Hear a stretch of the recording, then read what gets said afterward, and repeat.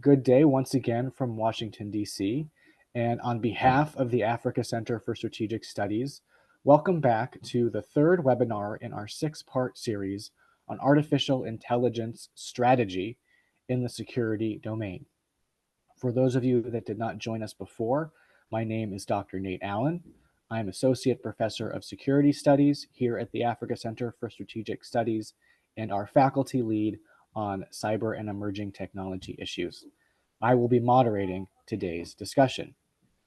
This webinar is entitled AI Security Strategy Principles and Best Practices. Today, we are going to discuss some emerging principles and good practices in developing AI-related strategy and policy, and think about how they apply to Africa's defense and security sector. To those of you who may have just joined this webinar series or are new and not familiar with the Africa Center for Strategic Studies, welcome. As many of you already know our work, these webinars are informed by our mission of advancing African security by expanding understanding, providing a trusted platform for dialogue, building enduring partnerships, and providing strategic solutions to Africa's security challenges.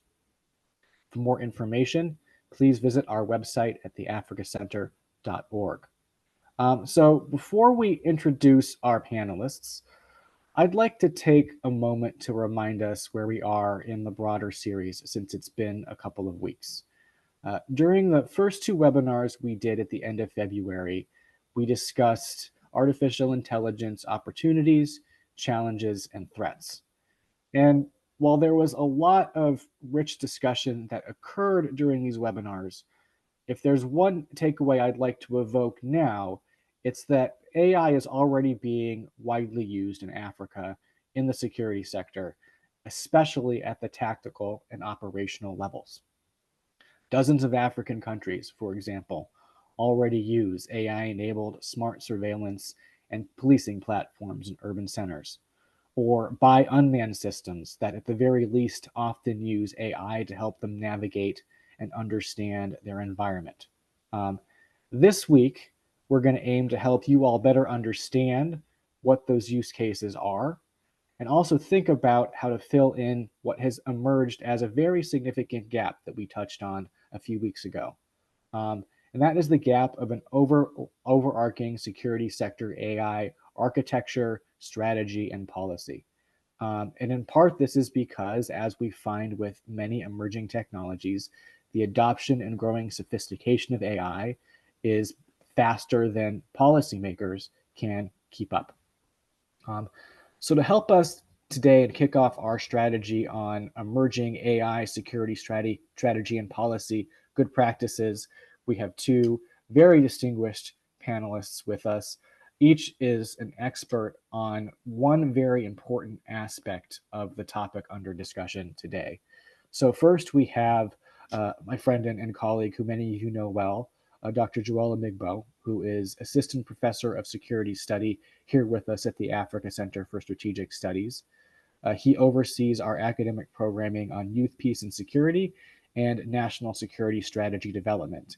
And he's going to talk with us about what he's learned when it comes to applying general principles and good practices in national security strategy development to artificial intelligence. We also have with us Dr. Yasmin Afina, who is a researcher for the Security and Technology Program at the UN Institute for Disarmament Research. And she is going to discuss her work in developing guidelines for the development of AI in the national security and defense sector domain. So I'm very, very interested and looking forward to see how the expertise of these two panelists intersect. And welcome. We're very, very delighted to have both of you with us today. So Joel, I want to start with you. As I mentioned just now, you lead our NSSD, National Security Strategy Development line of effort. You've been working on NSSD for, I think, close to 8 years now. You have a wealth of experience assisting African countries all over the continent in developing their broader national security strategies and policies, finding their strategic objectives, implementing their national security strategies. So what are some main principles and good practices that you've learned and you'd like to share when it comes to the broader development of a national security strategy? Good morning. Bonjour. First, I'd like to thank you, Dr. Allen, for the kind introduction. It is a pleasure to join you today and to have the opportunity to discuss a subject that is fundamental to the stability and security of nations worldwide. Dr. Allen, to answer your question, I would like to first begin by discussing what a national security strategy is and its purpose. I think once we have that foundation, I'll go on to discuss my observation and principles involved in developing an effective and implementable national security strategy. So, what is a national security strategy and what is it for? A national security strategy, commonly referred to as NSS, is a comprehensive framework developed by government to safeguard the nation's interests, protect its citizens, and ensure its sovereignty. And to do that in the face of various internal and external threats. A national security strategy outlines the country's primary security objectives. It identifies potential threats and provides a roadmap for responding to these threats through diplomatic, sometimes military, economic, and other policy measures. The purpose of a national security strategy, which I think is also very important, is to align national resources and effort to effectively address both current and emerging security challenges. So it helps ensure that the nation's defense and security strategies are in coherence, they are coordinated and adaptable to the changing circumstances, in some cases, geopolitical shifts, technological advancement, as we'll discuss today, and evolving societal threats. So some of the key elements you find in a national security strategy document will include a national security vision, a national security interest, national security threats and opportunities, national security objectives, in some cases, the roles and responsibility of security sector agencies and institutions, resource generation and national security strategy. And at the end of most national security strategies, you see an implementation plan. So, in essence, a national security strategy functions as a blueprint for protection and prosperity of a nation, ensuring that its defense and security efforts are aligned with its broader national goals and value. And so, a national security strategy development, is the question you asked me today, is the process of policymaking about how to deliver better states and citizen security. So your question is really about the process of drafting or developing a national security strategy. So to answer your question direct head on, in my view, the development of a national security strategy is a complex and crucial process that requires a careful, thoughts and coordination mechanism. In my observation on the continent, the main principles and good practices of a national security strategy development can be broken down in different or several key elements. That ensures that the nation or the nation's security strategy is effective, is inclusive, and adaptable to a country's unique challenges and opportunities. So to do that, I'll focus on about five key observations that I've picked up along the way. The first one is political will and political opportunity, right? Political will and political opportunity. The development of a national security strategy depends heavily on political will, right? Strong commitment from political leaders ensures that the strategy is prioritized and the resources are allocated to the strategy. And so the best practice is to ensure that political leaders are actively involved in championing the strategy from the beginning and engaging with key stakeholders. So the process should take advantage of political opportunities, especially during periods of stability or when there is a leadership transition. Second one that I'd like to touch on is comprehensive risk assessment and understanding the local context. right? Especially because of ownership. A well-developed strategy, especially when the process is right, it begins with a thorough risk assessment. So this will involve identifying and evaluating both the internal and external security threats, as well as understanding the country's unique political, social, economic, historical, and cultural context. So security challenges are often deeply intertwined with local conditions and realities. And so what works in one country may not work in another country. And so understanding the context, the local context, especially historical, cultural, and geopolitical factors, very important. The third one will be a whole of government approach, right? Engaging all stakeholders, to build that level of ownership. The essence of developing a strategy is to implement the strategy. And so a national security strategy is not the sole responsibility of the government or security forces, partly because it affects every sector of society, right? So developing a national security strategy requires the involvement of various sectors of government. These sectors could include defense, foreign affairs, law enforcement, even the development world. So an inclusive strategy developed with input from diverse range of stakeholders will enhance its legitimacy, effectiveness, and sustainability. So again, the point here is broad engagement also ensures that different sectors of society have a role in addressing any of the security challenges or threats that will be identified throughout the process. The fourth one will be capacity building for the institutions and personnel responsible for developing the strategy. That's one of the key observations that I picked up along the way, that one of the most critical lessons learned is the importance of building the capacity of the people who are in charge of developing the national security strategy.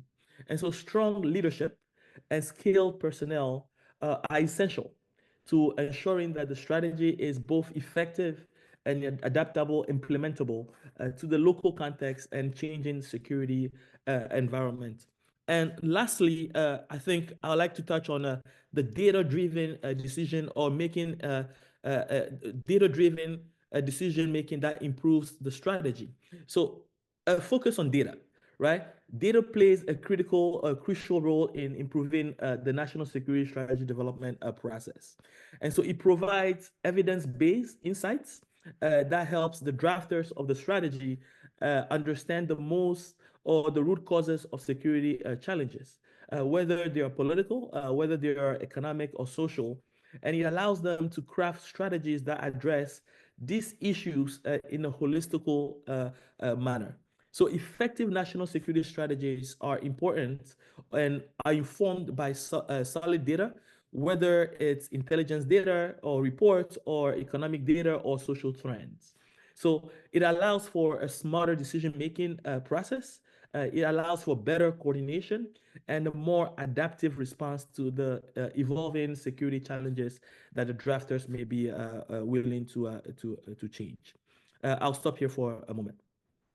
Thanks, Joel. So, you mentioned some things that I think we strive to do as part of the national security strategy development process that I think would be critical to any security strategy development. And you mentioned two that I think are very, very important. One, ensuring you have a strategy that is suited to your local context, and also one that is adaptable to a changing threat environment.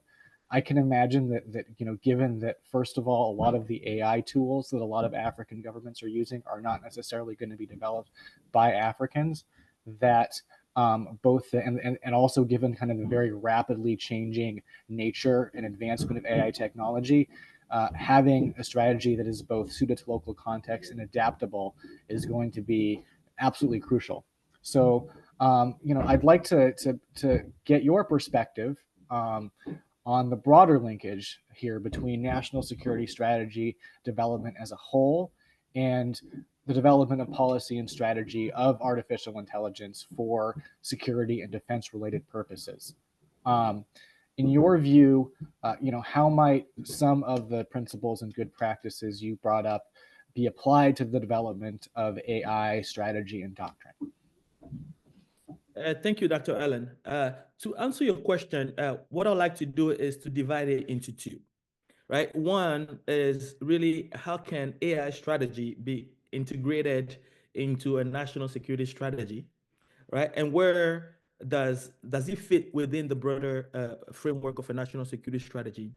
And also the second question, and how might some of the observation I discussed be applied to the development of AI strategy? First, on how AI strategy can be integrated into the national security strategy, and where does it fit within the broader framework? Think an AI strategy can be considered as a sectorial strategy within the broader framework of a national security strategy. So a sectorial strategy, in this case, will focus on specific domains or issues within the larger security framework and outlines objectives, actions, and plans that are relevant to the specific sector. So an AI strategy considered as a sectoral strategy within a national security strategy framework could allow government to integrate AI as a critical tool to enhance national defense, intelligence, law enforcement, cybersecurity, public safety, or even economic development, just to name a few. So as AI continues to evolve and impact multiple areas of national security, the inclusion of AI strategy as a standalone sectorial strategy could be, in my view, critical for addressing both the strategic advantages and the challenges it presents to national security. So AI strategy could serve as a national security enabler or support strategic decision making. That's how I see having AI as a sectoral strategy within the national security strategy framework.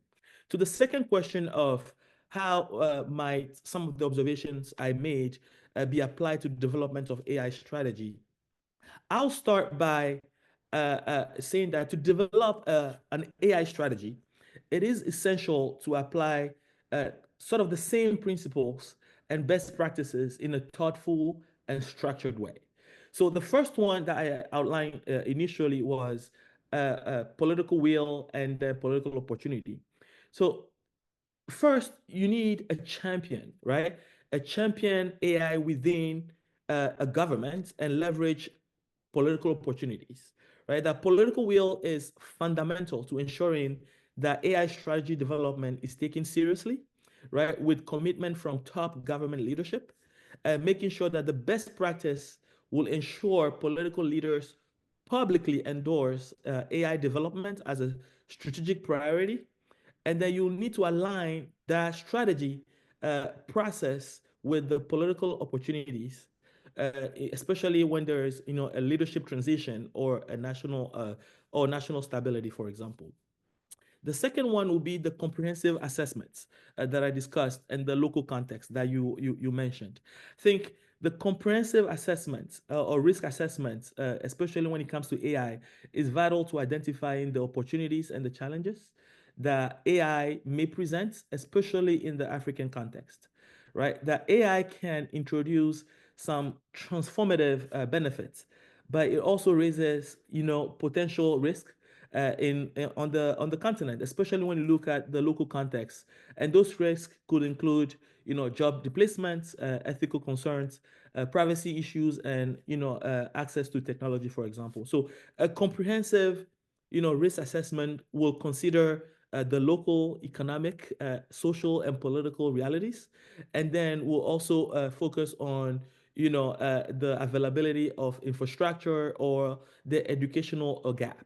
So understanding that local context to me is very important, right? And it's crucial for ensuring that the strategy is tailored to the specific needs and the challenges of the country that's drafting the strategy, right? And so this will involve understanding the local culture, the political and the economic factors that could affect the adoption and the implementation of the strategy, and ensuring that the strategy is inclusive and is equitable. The next one will be the whole of government approach that I discussed, where engaging all stakeholders will build that ownership that we're talking about, right? A whole of government approach for AI strategy will ensure that all relevant government departments, including education, including health, including defense, including trade and industry, will all collaborate to design an AI strategy that addresses national priorities, not necessarily sectorial priorities, but national priorities and challenges, right? That an AI strategy will impact various sectors. So it is crucial for ministries and departments to coordinate efforts and resources so that they can maximize the benefits of the AI strategy while also minimizing any potential risk that it may actually cause. And so engaging all stakeholders, in my view, is the way to build ownership and collaboration, right? And that AI strategy should not be developed by one government agency alone, right? But will also involve, different sectors of the economy, for example, like the private sector, academia, or local communities, right? This again will ensure that the strategy is broad-based, it is inclusive, and that stakeholders feel a sense of ownership and responsibility for the success of the strategy. And then also investing in training and education, as I discussed before. You see this in national security strategy. I think it applies to AI strategy development, where establishing, AI-focused educational and training programs to build a strong, skilled workforce that can develop and implement and also monitor AI strategies is very important in this particular case. So I'll stop here for now. Thanks. So I think you mentioned the importance of political will, which I think, to me, I would say, I'm curious what Dr. Afina is going to say as well. I think I would also encourage, African countries, given that there are a lot of different potentially competing priorities, right, to take a step back and maybe first determine whether you need an AI strategy, and then determine, as my colleague Joel was saying, kind of where that fits as part of your overall kind of security landscape. Are you going to mention it in a national security strategy? Is it going to be a subsection of like a national AI strategy where you're going to have defense sector kinds of responsibilities? But as I think Joel highlighted, first it takes a political champion, some kind of political will. That's maybe a starting point for those of you that are thinking about trying to have some kind of strategy development process related to AI. Yasmin, let's bring you in. The development of AI strategy in the national security domain is still a relatively new topic. This is a rapidly evolving space. Frankly, I think most countries have yet to develop any kind of formal AI guidance strategy or policy within their security sectors. So there are a lot of potential use cases. There are a lot of challenges. There are a lot of changes, and there are a lot of risks to consider. So despite all of these challenges, Yasmin, you've recently developed some draft guidelines for the use of AI in the security and defense sectors. So what are some emerging principles and good practices kind of you'd like to highlight from this work for our audience? Thank you, Nate. And then thank you very much to the African Center for Strategic Studies for convening this webinar and for inviting me. So good morning, good afternoon, bonjour à toutes et à tous. So indeed, Nate, as you mentioned, UNIDIR has launched last autumn a series of draft guidelines for the development of national strategies on AI in security and defense. And I insist on the draft part because we release them not only for public consumption, but also to gather feedback. So if you consult our website and the draft guidelines and you have any feedback, please do not hesitate to write to me. So basically, we developed these guidelines in recognition of the importance of a national strategy in the context of AI in defense and security. And this has been recognized by many, including the UN Secretary General. And the guidelines do not aim to be prescriptive, as we're fully conscious that the security and defense landscape in reality vary from one region to another, from one state to another, and even from one county to another. But rather, we're hoping that the draft guidelines will be a toolbox to empower states and build their capacity, foster national ownership, and to ultimately increase national, regional, and global security and resilience in the age of AI innovation. So in terms of the emerging principles and good practices, the draft guidelines have been formulated based on not only on a survey of existing policy and strategy documents, but also consultations with states across the world, including in the African continent, And these are obviously the tip of the iceberg, and I could talk about it for hours, but I wanted to highlight two main points for our audiences today. So first, there is the human resources element. Formulating the strategy document is a first milestone, and its implementation is another story. And I think there's the general recognition from the consultations that we conducted that investing in the human resources is critical, which I heard Dr. Amegboh mention earlier in his intervention. I'm glad that he mentioned it.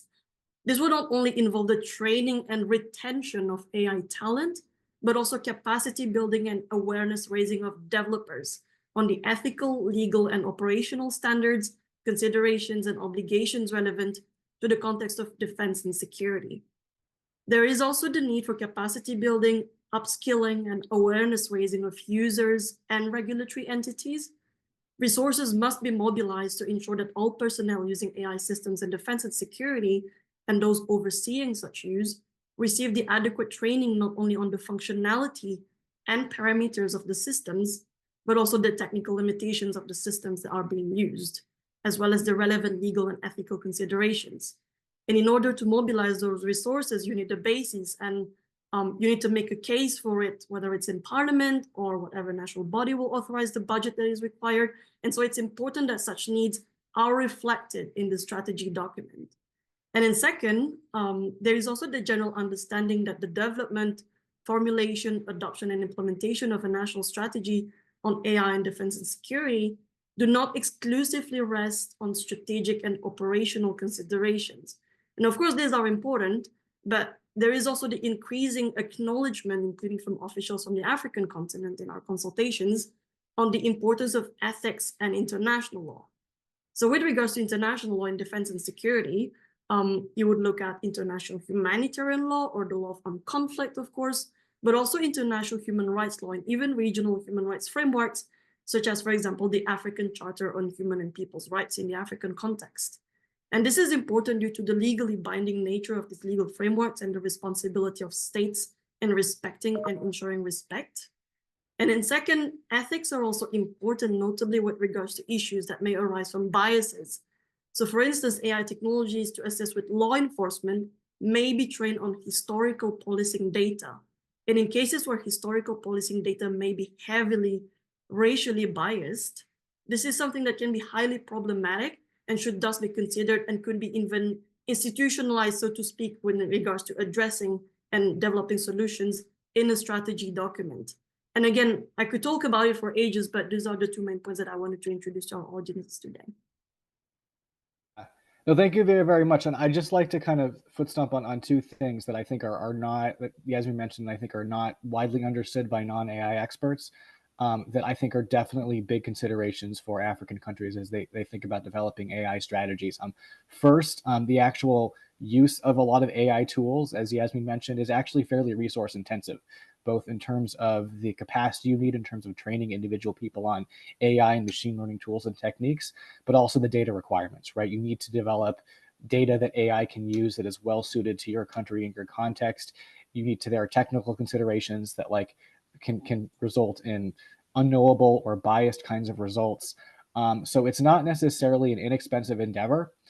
Even though so I think as foundational to any AI strategy, kind of especially in most African countries, I think both my colleague Yasmin and Joel are in agreement that there needs to be some kind of capacity building. Probably is going to be a major component of that. So next questions. So the guidelines, and before, after this, we're going to go into the Q&A portion of the webinar. So if you do have any questions, feel free to begin entering them in the chat. I'll ask our panelists 2 or 3 questions at a time. If you want me to mention you by name, again, this will be posted and recorded in the future on our website. Please do cite your title. Otherwise, I'll just ask the question anonymously. But so Yasmin. The guidelines you mentioned, as you mentioned, were not just based on existing documents, but you had a fairly extensive consultation process with countries all over the world who were in various stages of developing their AI strategy and policy.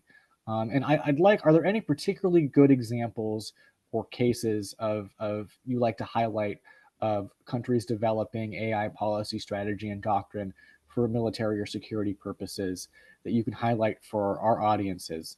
And what can African governments learn from them? Sure. Thank you, Nathan. I'm glad that before I get into your question that you mentioned the issue of data and how resource intensive it is. And it's not just about data being available, it's also making sure that the data is well curated and, as you said, is well suited for whichever operation you're trying to develop and deploy these technologies in. So I think that this is something that requires a lot of capacity, whether it's financial capacity, human capacity, but also technical capacity. So I'm glad that you mentioned it. Yes, as you said, I think that there's a few good examples that we've encountered in our consultations, and UNIDIR in terms of the AI strategy documents and policy documents that are out there. We actually have a repository called AI Policy Portal. So if you go on aipolicyportal.org, you can see a repository of all AI policies and strategy documents in the world. And what's interesting is that we see that you have a few different models on strategy documents. So you have national strategies that touch upon AI more generally, but can also be applied in defense. You have AI strategies that purposefully exclude defense and security because of the sensitivity. And I think that, these are choices to be made, and also something that we have highlighted in our guidelines is whether you want to maintain a certain level of confidentiality in everything related to strategies on defense and security.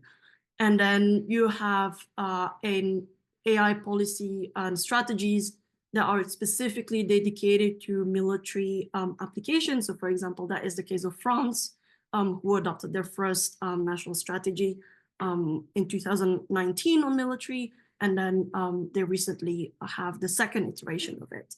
And then you have, the general AI strategies that are very comprehensive, and you might have a section dedicated to strategy and defense, but it's just one of the many sections. So I think that it's interesting to see these different structures in the policies and strategy documents. And as you said in our consultations, we saw that states are all at sort of different levels. So some of them are already at the second strategy documents on AI. Some of them are still developing it. Some of them have barely implemented and started the first edition of it. And that's okay, because I think that it's something that is still evolving, as you mentioned, and that requires a lot of thinking, and states have different resources and capacities to think about that.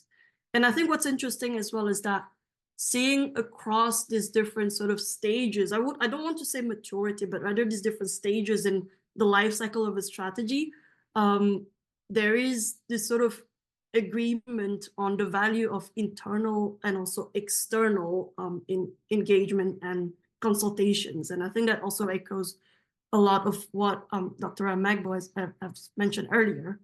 So in terms of internal consultations, in the light of the general purpose nature of AI and the cross-sectoral implications of its development, adoption, and use by governments, it is absolutely important that the formulation of the strategy document is based on cross-ministerial and cross-agency collaboration. And even if the question at hand is AI in defense and security, the adoption of these technologies by the military and security agencies will have economic and social impact, which I've heard quite a bit actually from officials from the African continent last year when we were developing these guidelines and conducting these consultations. And so this cross-agency and cross-ministerial dialogue constitutes good practice, not only to learn from one another on each agency's perspectives, priorities, concerns, and approaches, but also to make sure that everyone is on the same page when formulating, adopting, and implementing the strategy document. And the second good practice I wanted to highlight was the conduct of external consultations, as in beyond consulting internally with different ministries and national agencies and authorities for the formulation of the strategy. It's also good practice to consult with members of the public to make sure that the views of academic institutions, civil societies, communities, and industries, and the general public are well taken into account. And this not only reinforces the content of the strategy, but also ensures buy-in and legitimacy from the public And of course, you may want to consider sensitivities as to what you put in public with regards to defense and security matters. And so one example I wanted to mention was Kenya, who earlier this year, I think in January, the Kenyan Ministry of Information, Communication, and the Digital Economy has released a draft national AI strategy for public validation and providing the general public with the opportunity to share feedback with the government on the strategy's content. And I think this somewhat builds on my first point, right? That the conduct of external consultations will complement the internal consultations undertaken at the cross-ministerial and cross-agency level. And this will ensure that the strategy will build on a 360 degrees overview of not only the defense and security implications of AI adoption particularly, but also the wider societal impacts with public feedback and input to ensure that there are wider security considerations taken into account, including human security, environmental security, and food security. And yeah, I can go on forever again, but over to you, Batman. Thanks. Thank you very, very much. So we'll now begin the question and answer period. So first question from Hossam from Egypt is, what are the most promising AI applications and use cases for enhancing national security strategy? The next question we have, and you mentioned Kenya, we have a question from Major Jamal Hassan from Kenya, is, I think, want to go a little bit deeper on how national security strategy and by extension AI strategy linked to the military can be linked, and how all the policy frameworks can work in tandem.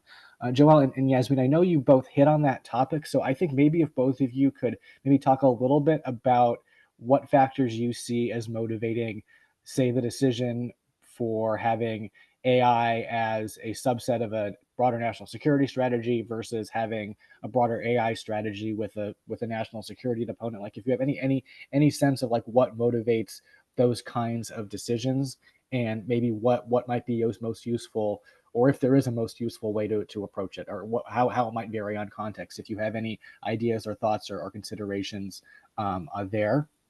And then third, from Kristen Kupiel from Ghana, we have a question on how do we prepare for and address the legal, human rights, and economic risks from AI integration into national security strategy from countries like Ghana and elsewhere. So Yasmin, let's start with you, then we'll go back to Joel. Thank you, Nate. Those are really good questions, and I'll try to touch upon the three of them, but very briefly. Because in terms of the most promising AI applications, I mean, these are like observations based on the consultations that we undertook, and UNIDIR was actually part of wider consultations on AI in the military domain in general. And I think that as part of these consultations that we undertook, including one that was in Nairobi to consult with African states, we saw that AI in security and defense, especially in the military domain, have quite a lot of promises, or at least opportunities that are perceived by states. So one is looking at intelligence, surveillance, and reconnaissance. The other one is target recognition and decision support systems. There is also the acknowledgement that AI may support electronic warfare. There is also information and cognitive warfare, so looking at the information space. There is also bolstering cyber capabilities, and then also supporting autonomous and uncrewed vehicles. And then beyond that, you can also look at the advantages and opportunities that AI may have on training, simulation, and planning. So for example, using advanced synthetic environments. And then there's also the question of predictive maintenance to help predict basically when your capabilities need maintenance. And finally, back end in terms of all the logistics and human resources and so on and so forth.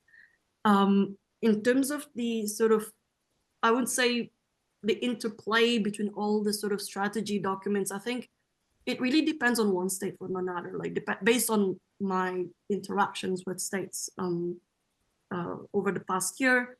I think it really depends because, but one thing is because like some, as mentioned, may choose to integrate military and defense and security into a general AI strategy. Some might want to separate it. Some might want to not even think about it in the strategy document, at least in the public facing space. So that's a political choice, first of all, but also sensitivity choices. And then, but I think overall there is the general acknowledgement that there is a need to make sure that these frameworks work with one another, and that there is a coordination with the agencies responsible for implementing these respective strategies. If they're separate, or even if they're part of one same strategy, at least the agencies entrusted with the implementation of these different components of one same strategy have continuous coordination. And then finally, in terms of legal and human rights risks, I think that there's a whole lot on capacity building, but also awareness raising. And one thing that I wanted to stress is that, for example, just recently, I was in South Africa to consult with, again, African military officials, but also policymakers and lawyers on the applications of international humanitarian law with regards to lethal autonomous weapon systems. And I think they really appreciated having a regional platform to discuss these issues, not only in terms of awareness raising, but also for them to be able to know what's going on and different approaches from their counterparts within the region. So I think part of it is capacity building, but also information exchange, which I think need to be facilitated and sustained over time. Thank you very, very much. Joel, over to you. Thank you, Dr. Allen. And I think good questions overall. I'll touch on the second and the third one particularly. The question on national security strategy and extension of AI strategy linked to military AI strategy, and how can all this policy framework work in tandem? I think, as I noted before, the national security strategy or the AI strategy or any military AI strategy are deeply interconnected, right? The national security strategy sits at the top of all this document and should work in tandem to ensure that there is a unified, coordinated approach to integrating AI into the whole national security framework or defense or any governance framework. And so the links between national security strategy and AI strategy, as I noted, could, my colleague Yasmin also noted, either you have the AI strategy within the national security strategy document, or as an extension, a different document.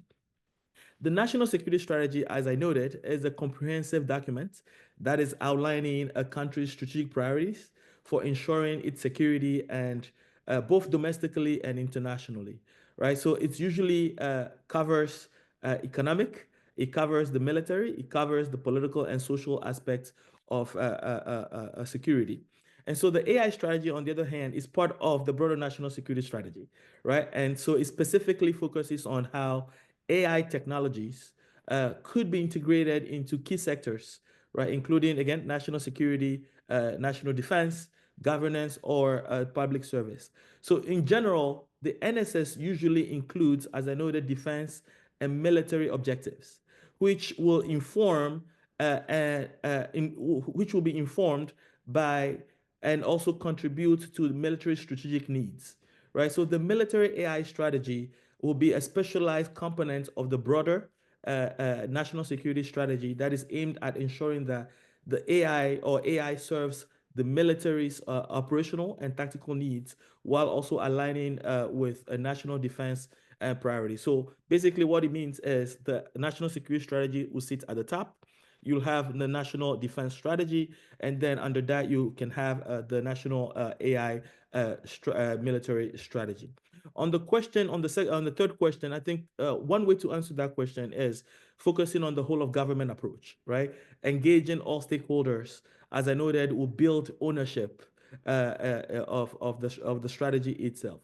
And so one also to look at is perhaps the public-private partnerships, right? PPPs, where government can collaborate with private technology companies or academia or civil society organization to develop an AI strategy or a solution that are secure, transparent, and friendly. And so actively engaging with the public and right about the role of AI in strategy. For example, in the case of Ghana, as a colleague asked the question, actively engaging with the public or different sectors about the role of AI or the role that AI will play in the national security strategy development and implementation process, or the purpose of AI and how the citizens' rights, or citizens will have to engage with it. I think it's quite important during the process of developing the national security strategy. Thank you. Thank you very, very much to you both. We have lots of questions coming in. So I'm gonna have 3 more questions. I might try to address some aspects of these to each of you. So I think kind of one question I think you're both are free to comment on. I think Yasmin might be a little bit more better suited to comment on this than Joelle, but if you want to comment on it, go ahead. Is how to specifically address issues with respect to data security, given some of the geopolitical risks. Like we talk about this a lot when it comes to technology in Africa, where a lot of the tools, the data that African countries use is either provided by a non-African enterprise or a non-African government.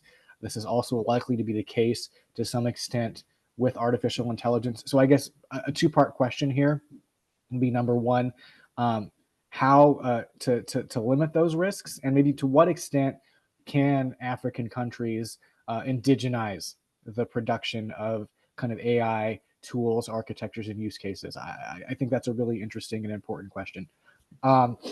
Second question that maybe is a little bit more in Joelle's wheelhouse, but I think maybe I'd like both of you to comment on is: what happens in the absence of political will, right? And what are the consequences of not having political will? And I could see this kind of from both sides here for some African countries, right? Where if a lot of African countries are still struggling to have internet connectivity and basic power, you can argue what's even the use of thinking about having an AI strategy versus the consequence. What happens when, despite the absence of these things, you see, as Yasmin was saying, AI increasingly used in weapon systems, in military decision making, in targeting.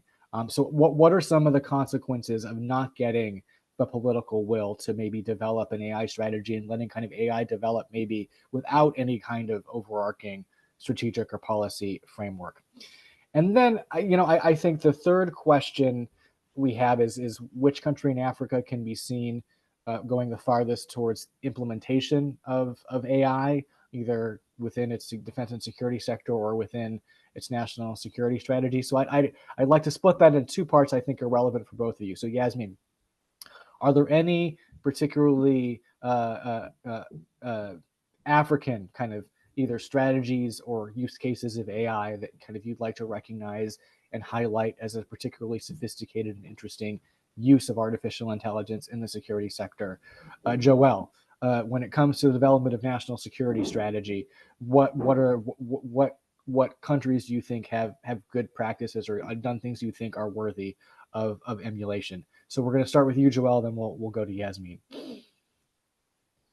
Thank you, Dr. Allen. I think I'll start with the last question on countries that have done have some good practices when it comes down to developing a national security strategy. I think there are a few countries. I think there are quite.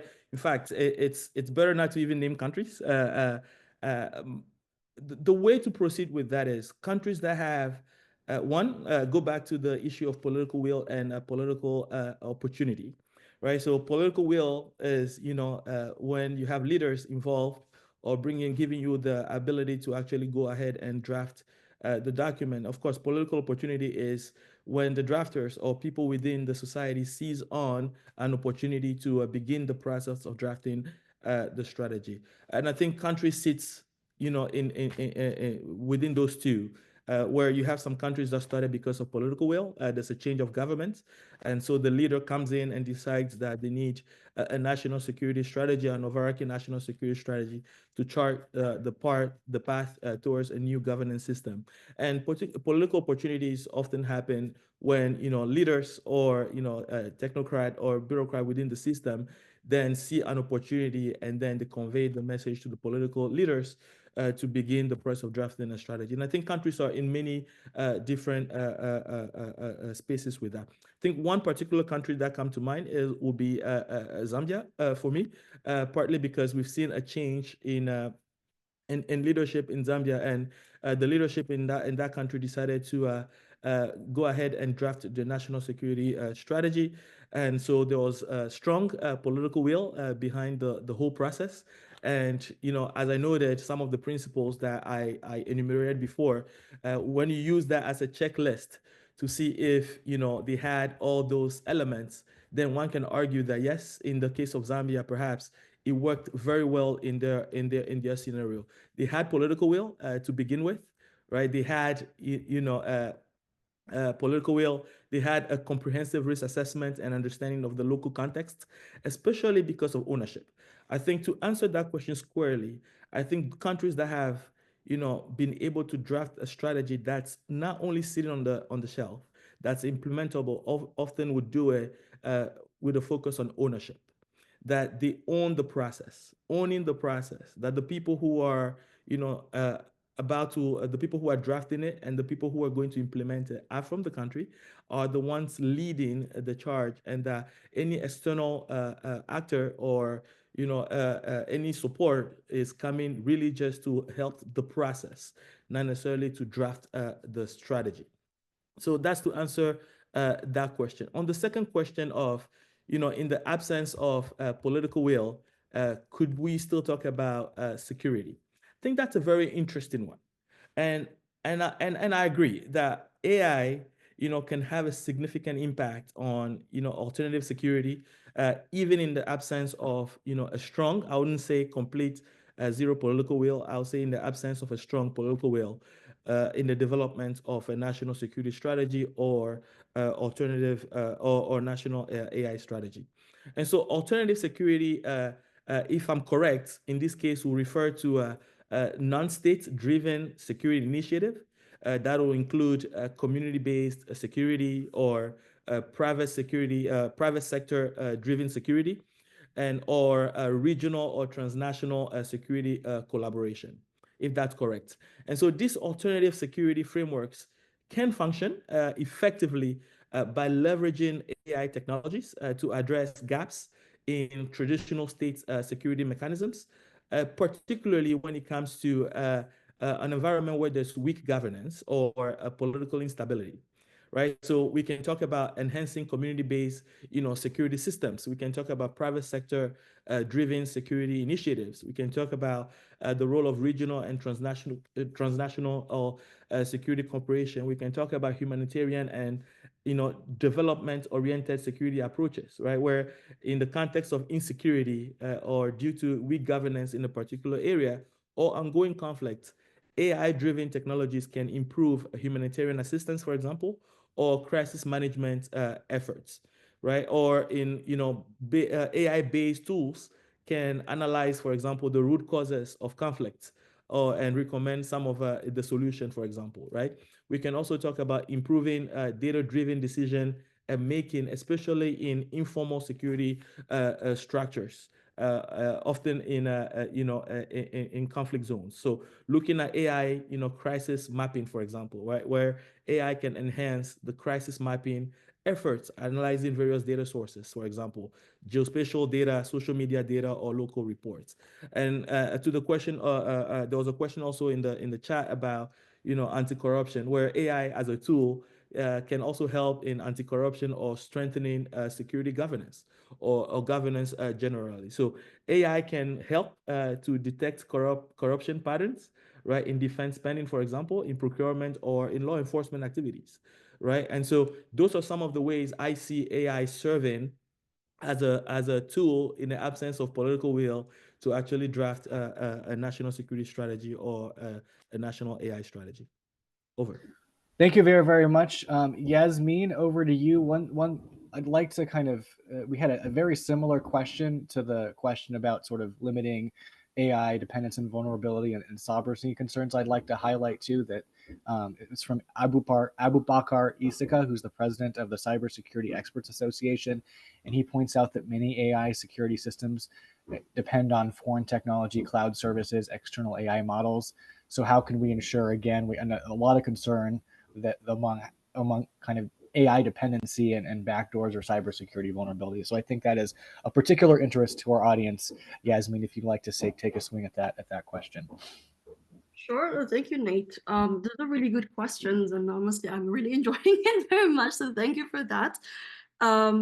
In terms of security and resilience and the sort of dependency on foreign technologies, I think that it's definitely a concern that I've heard through time, through the many consultations that we undertook, not only in the African region, but also in Latin American region, in the Asia Pacific region, and so on and so forth. So I think that it's a global concern, actually. I think in terms of, at the risk of sounding very repetitive, there's a question of obviously capacity building and investing in the right resources to make sure that you build your own infrastructure to generate the training data that you need, and also to process your own data. And then obviously also the hardware and developing the technologies and also the software.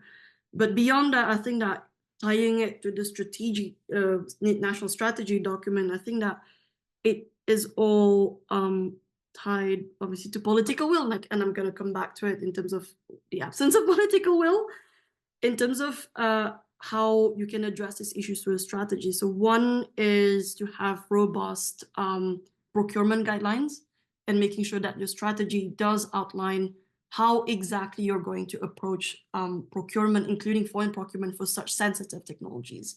So that would include not only making sure that when you're purchasing those capabilities, you know exactly and you're very clear on what you're looking for, what are the success metrics.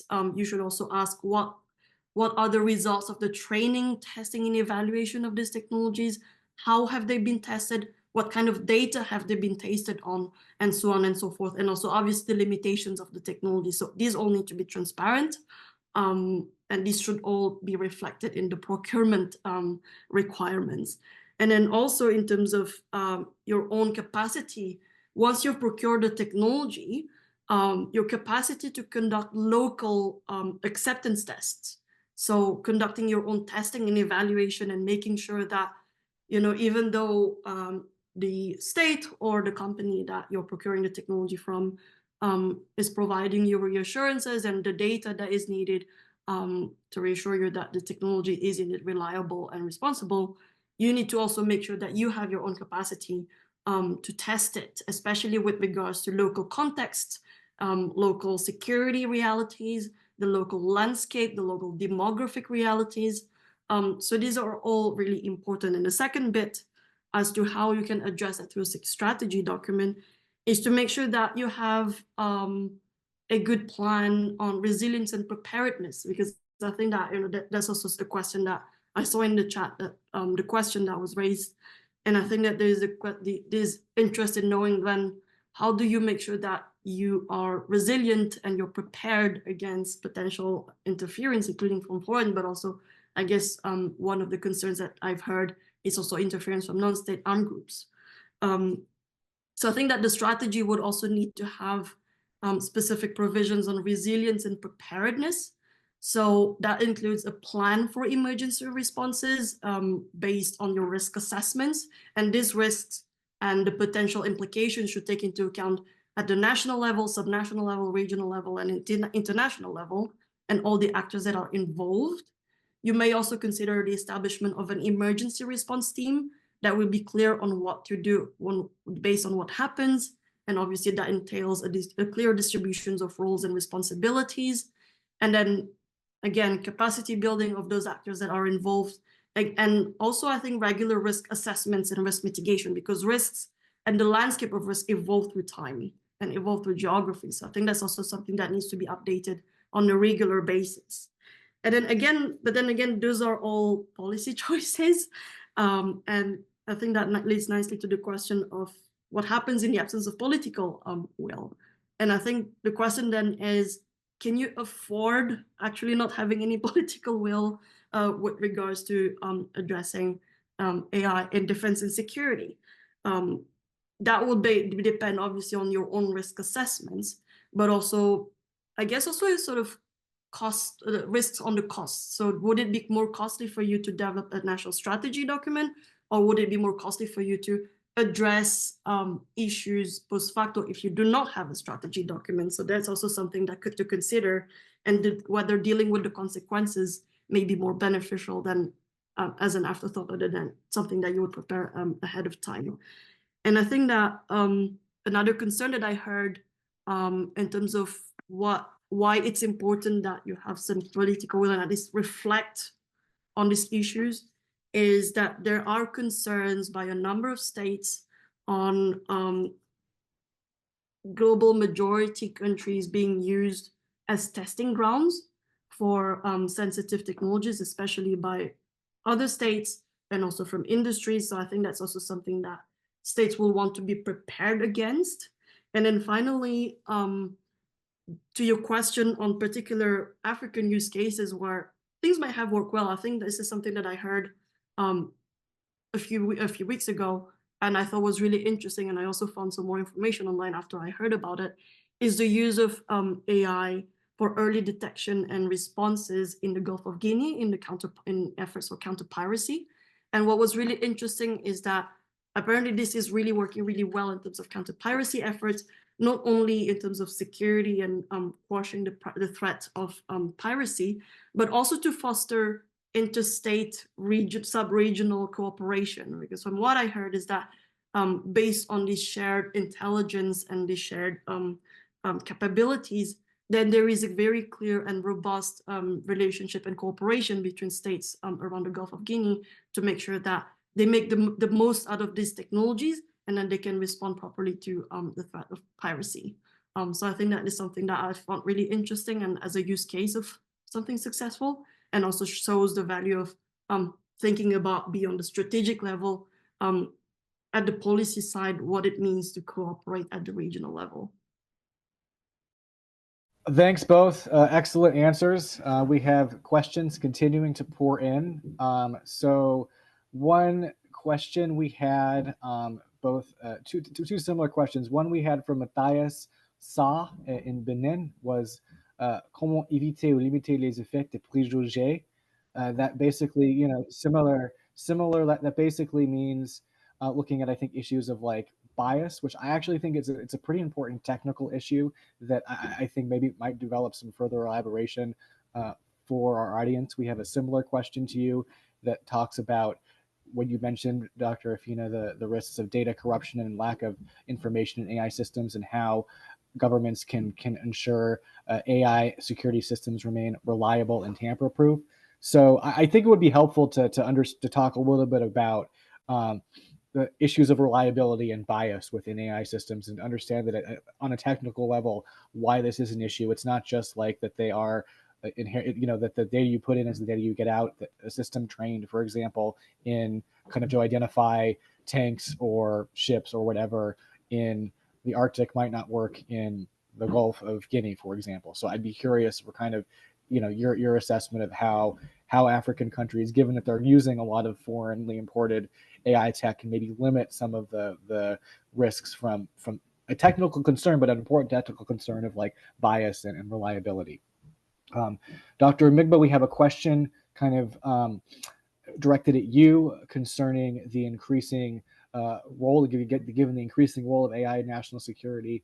What are some of the key challenges governments are likely to face when integrating AI into their defense and national security strategies? So if you want to talk about what you see as some of the key challenges, how to overcome them, Yasmin, if you want to comment on that as well, you're welcome to. And then, finally, a question from Dr. Patrick Kwasi-Brobery at the Government Defense Integrity Index, which is, how can African nations ensure that the integration of AI into defense and security actively promotes transparency, integrity, anti-corruption, and particularly in cases where you have weak governments, limited regulatory frameworks, and the risk of authoritarian misuse of technology that undermines public trust and exacerbates existing governance deficits? So, Yasmin, why don't we start with you, then go to Joelle. Thank you. And it's really fascinating to hear the question of biased data and the implications it may have from a technical perspective, why it's a problem, but also I think that beyond it being a technical issue, there are also operational issues, and also legal issues and ethical issues that stem out of biased data. So I think that one example that I heard actually from the consultations that one of the consultations that I undertook in the African region was, and that's also why I said that it's important when procuring technologies from abroad to make sure that you have information on what is the data that the system has been trained on. Because if you're using a system for threat detection, for example, or even for anti-personnel targeting, and you want the system to help you detect threats or potential disruptions to peace and security, or potential targets on conflict situations. And the system relies on whether you are wearing you're bearing firearms or not. Is the person carrying a weapon an armed insurgent member, or is the person carrying a weapon a shepherd? And I heard that this is something that is fairly common in certain regions where shepherds might need to wear firearms to protect their cattle and their animals and to protect themselves. So I think that, you know, if a system that does not take into account these cultural intricacies and differences, you need to make sure that the system that you're procuring has taken these cultural varieties into account. And I think so that shows that biases stem beyond just racial bias, but also cultural biases. And that's why I really agree with my colleague Joel here, who said that it's really important that you take into account the regional and local contexts. And it might also be that the specific, the system has been trained on, for example, it's a computer vision, and it may have been trained on a specific type of firearms that are not so present in the region. So that as well have repercussions on reliability of the system, whether it's in armed conflict, but also even for law enforcement. And I think that, yeah, that's also why I think it's really important that you have this contextualized data from a local perspective.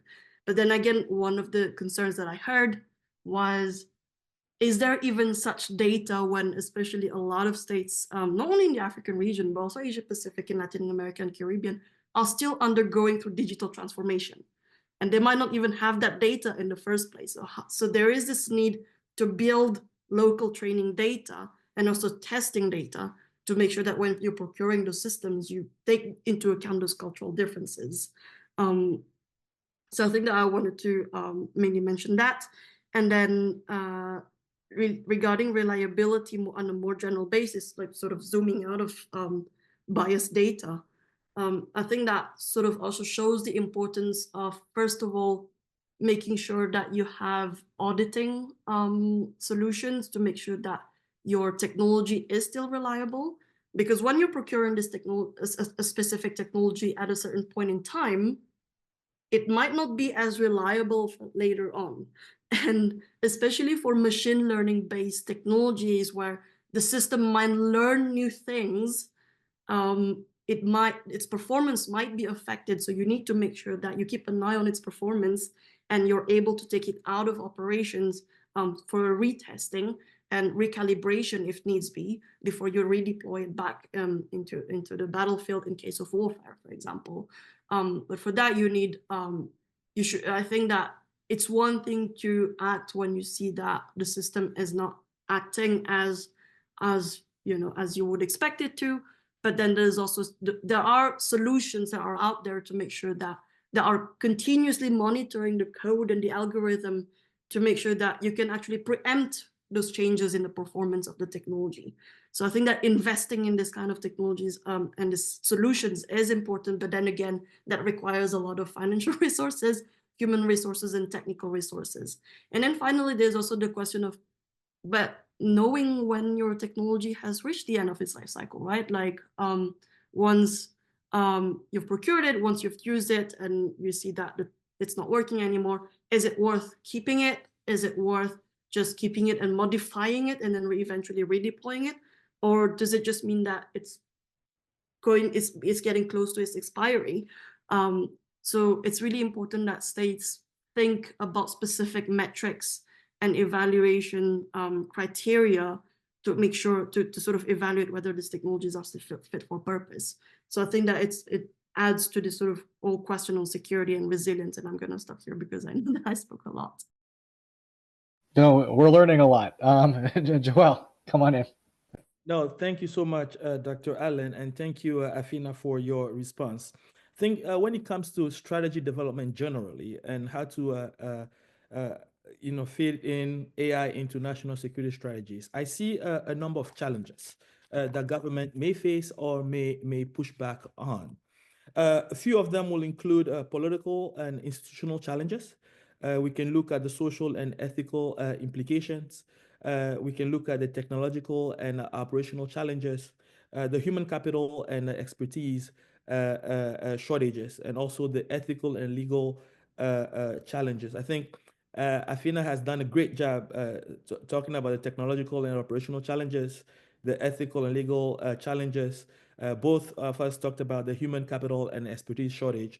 I'm going to focus mostly on the political and institutional challenges and the social and ethical implication or as to why countries may not want necessarily integrate AI into their national security strategy during the process of drafting their national security strategy, and offer some of the ways you can actually address that. In terms of the political and institutional challenges that I see, I think the integration of AI into national security strategies can face resistance from political actors who, in most cases, may be concerned with the implication of AI on governance, accountability, and also on control, right? So that political leaders or the absence of a vision, or the absence of understanding the potential of AI strategy, or they may also fear the unintended consequences of AI, right? So this resistance can result in, one, slow adoption, or even the political will that we're talking about, or the inconsistent application of any strategy on AI or national security strategy as a whole. I think the second issue with the political and institutional challenge that come up is often the question that our colleague from the Defense Index raised, the transparency and the public trust elements, right? That governments may or must balance, the potential benefits of AI strategy or security with the need for transparency and public trust, right? And so the use of AI surveillance, right, both in the military domain or intelligence gathering, can be perceived by people as a threat to civil liberties, for example. And so the lack of transparency could also impede or present a challenge, public distrust in government institutions, or particularly in many places on the continent where people push back against the idea of having AI involved into a national security strategy. Now, to the question of social or any ethical implication, also that also is a challenge, right? That the impact on jobs and employment, right? So by integrating an AI strategy within a national security strategy, the impact on job displacements for individuals that are working specifically in traditional security roles, right? For example, human intelligence, right? We're looking at analysts, for example. That could also be a concern or a challenge, a social challenge that may push back against the idea of integrating an AI strategy within a national security framework. And I think there are a few ways you can address that, right? And in my view, we can talk about 5 key ways. One is establishing a clear communicating or share goal, right? Making sure that everyone within the ecosystems understand the importance of establishing an AI strategy, or making sure that AI strategy is part of a national security strategy. I think the second is, I noted it before, is fostering the public-private partnership, where it's not only on the government side, but also the private sector is also involved in any development of AI strategy. I think, as I discussed before with national security strategies, the principles or some of the observations that we've seen is strategies are meant, right, are designed to be implemented. And those strategies that are well designed, well crafted, with involvement from different stakeholders, turn to be well implemented, partly because everyone sees themselves in it and there's ownership. I think the next one is ensuring transparency and accountability in the process of drafting and also in the process of implementing. And lastly, I think all of us will agree on this on this webinar that investing in literacy and capacity building, especially when it comes to AI literacy and capacity building, and also national security strategy literacy and capacity building. Over. Thank you very, very much. We have 13 minutes left. I'm going to ask 2 more questions. I think we'll maybe wrap it up. Apologies to those who did not get their questions asked. I would encourage them to save them for our upcoming 3 webinars on AI applications and use cases, regional cooperation and AI risks. I think a lot of those questions are topical to those sessions. So two questions.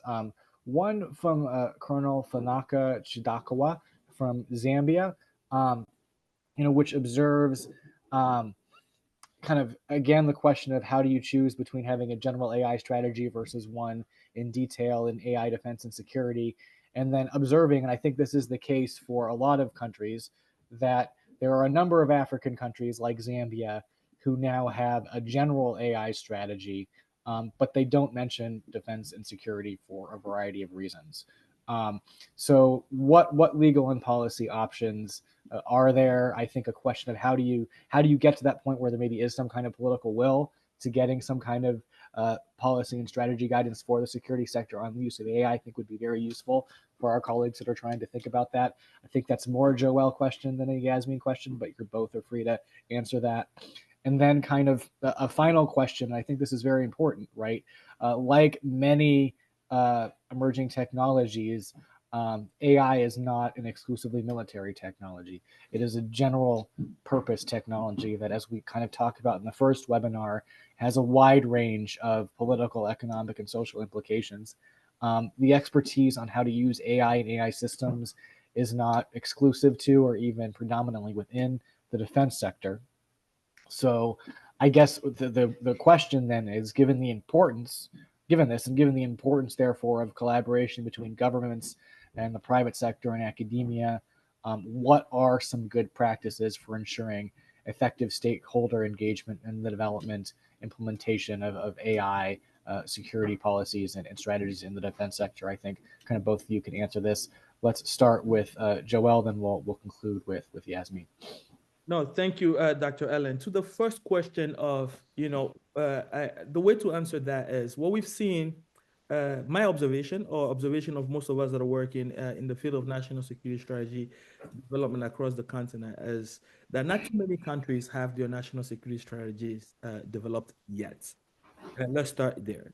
What we've seen that most countries have what I call sectorial strategies. So they have a AI strategy here. They may have, a maritime security strategy here. They may have a counterterrorism strategy on this side, or have multiple strategies.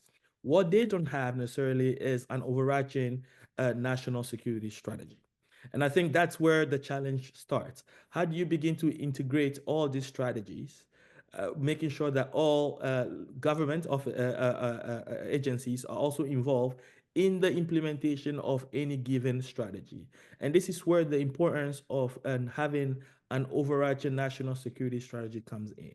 So that when the national security strategy is drafted, then every other strategy, sectoral strategy, is aligned to the national security strategy. So in the absence of national security strategy, you'll have those challenges where you have, a strategy that's developed by one ministry or department to be implemented by only that ministry and department. But we do understand that, again, as you noted, AI strategy or any given strategy, sectoral strategy, is cross-cutting in most cases and must be implemented in coordination with different departments and different ministries. So the recommendation here really is to have a national security strategy first, and then align that national security strategy, align the sectoral strategies to the national security strategy in a way that you have at the top the national security strategy, and then next to it, you may have the defense strategy or other sectoral strategies, and then you have implementation plans right under them. That's to answer the question on, alignment of AI strategy to a national security strategy. In terms of broad consultation and making sure that there is consultation between, the government and other sectors, I think there are countries that are already doing that. There are a few countries that already have the practice of consulting with their citizens, consulting with, a whole of a society in the development of any given policy. Right. So a good example is Botswana, for example. Botswana has, a process of consulting citizens, consulting different levels of the society in drafting any given policy before it is approved. And I think that's a very good process where, making sure that everyone is involved, included, right, from the get-go. I think the challenge often is that people are consulted, at the end tail of the drafting or the strategy. I think it needs to start at the beginning, during the process, and even during the implementation. And you need that feedback loop to make sure the strategy is well developed and then able to be implemented. Thank you. Thank you, Yasmin. If you want to respond to those questions and have any final words, the floor is yours. Sure, thank you, Nate. I must say those questions are really sharp, so I'm really glad that you all are asking these questions.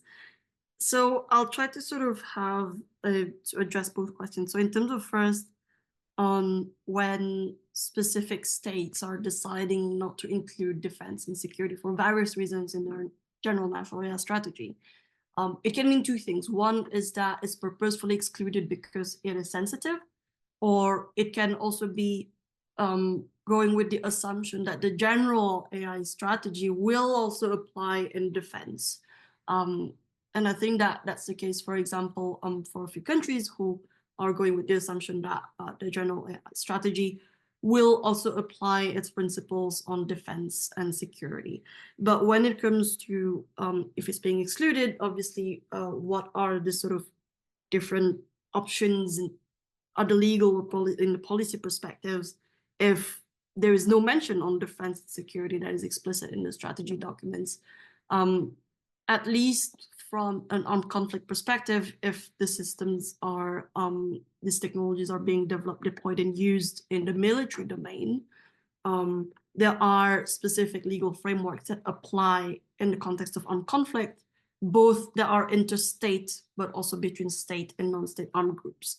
That relates to international humanitarian law, but then there's also human rights frameworks that apply in this context of conflict. So I think that there is the desire by a lot of states to better understand how to articulate those legal requirements in the context of AI and defense and security, because these legal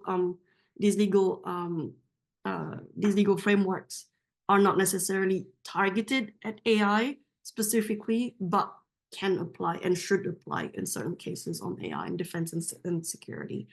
And then when it comes to security, more on a more security sector, I guess you might look at other policy frameworks, but also other legal frameworks. So for example, national laws, like national criminal laws, to frame the use of these technologies in the security context.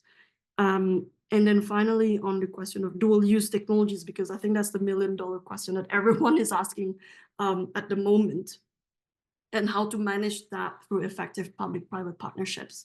I think that there's quite a few elements here that should be discussed.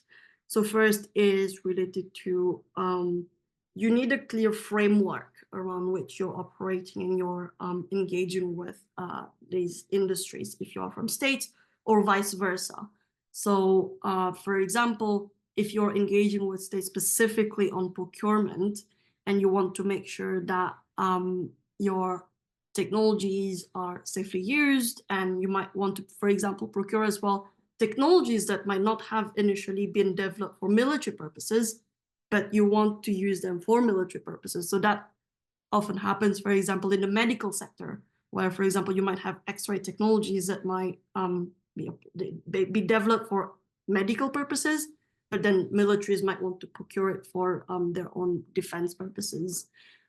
You want to make sure that when you're engaging with the industry actors that are developing these capabilities, you make sure that there is a specific framework around which you'll make sure that this procurement will be done responsibly. And then obviously there are a lot of risks and concerns that I've heard on these dual-use technologies, then proliferating to non-state armed groups and malicious actors. I think that it's, again, $1 million question. I don't really have a very specific answer to.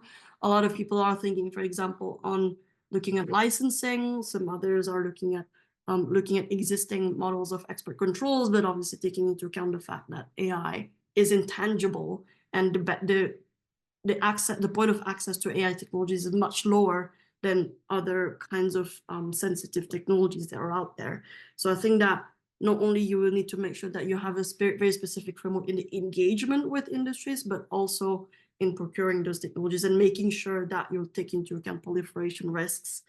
And then there's also the question of trust building between actors and making sure that you undertake measures to build trust between states and industries, and especially those where you're procuring sensitive technologies from.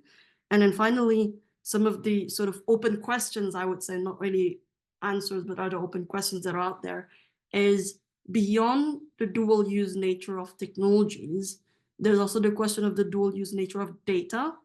And civilian data, for example, social media data that you might be sharing on Facebook, on Twitter, on WhatsApp, that might be used to feed into security and even defense applications in certain circumstances. You can see reports online on, for example, users of data on social media allegedly being used for defense and security applications. How do you then address these governance questions and issues? Again, that's more of a question that I'm throwing to you, and then perhaps as a closing remark that I invite you to think about as you develop your own strategies and your own thinking on AI and defense and security. Thank you so much, Yasmin. Joel, you said you wanted 30 seconds to conclude. Go for it. 30 seconds. I think in conclusion, I think I just want to note that, again, a national security strategy functions as a blueprint for the protection and prosperity of any nation. Therefore, every country should endeavor to have a national security strategy. So if you don't have one, consider drafting one, consider adopting one, and consider implementing one. And in doing so, focus on two things, the people and the process. Making sure that the people who are involved in drafting your strategy are well equipped and that you have that level of ownership and that you spend enough time on the process. Because again, the process of drafting these strategies are also equally important as the product and the implementation of the strategy. Again, a national security strategy is very important, and I recommend every country to have one. Over. Thank you. So I see we have 1 minute left, 2 minutes left. Allow me to offer some concluding remarks and kind of next steps. So what I learned in this webinar is that it's clear AI has extremely vast potential, from kind of being able to anticipate and predict the outbreak of conflict, to be able to identify potential armed groups or armed insurgents by their vehicles and their equipment, to, as we heard from Dr. Yasmin, its use in the maritime domain to identify potential pirates. AI is basically one way to think about AI, especially as it's being used in military intelligence and targeting. It is the ultimate kind of pattern recognition machine. It can detect patterns through images and other types of data that human beings simply can't detect. And so it is extremely useful in that regard.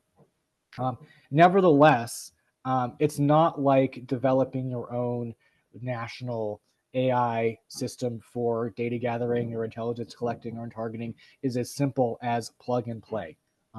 There are capacity building requirements. There are data requirements. It is not as cheap as maybe some other types of digital technologies. And I think that means that every nation that is considering adopting AI is going to have some degree of cost benefit analysis of how useful is this versus the human capital and resource investment is going to be required. There is some degree of investment you want to be making, but it is again a consideration. And I encourage you all, maybe as a first step, to get some political will behind a AI strategy development process and some basic kind of expertise in your security sector about how AI systems are used before maybe developing a lot of additional resources, maybe as a first step. A reminder to all, so thanks to everyone. This will be recorded posted on our website shortly. We've noticed I've had a few kind of engagement requests pop up during the chat. I would encourage you to follow up either through the website or through one of my community alumni partnerships and engagement colleagues. This is an area we're still actively considering as ACSS, how we want to engage. It's emerging. I'd love to kind of meet with you one-on-one if you have experiences you would like to share. So please do that. And a reminder to please, if you like this, please join us tomorrow. Where we're going to talk much more concretely about, now that you have a sense of how to maybe start some kind of getting a strategy and policy process together, we're going to start offering you ideas about how you might want to apply artificial intelligence in the security sector from some leading experts. So please join that discussion tomorrow if you're interested. Until then, allow me to thank Dr. Amegboh and Dr. Afina for their excellent intervention, really, really rich discussion, really thoughtful responses to our questions, and wish you all a wonderful afternoon. Take care.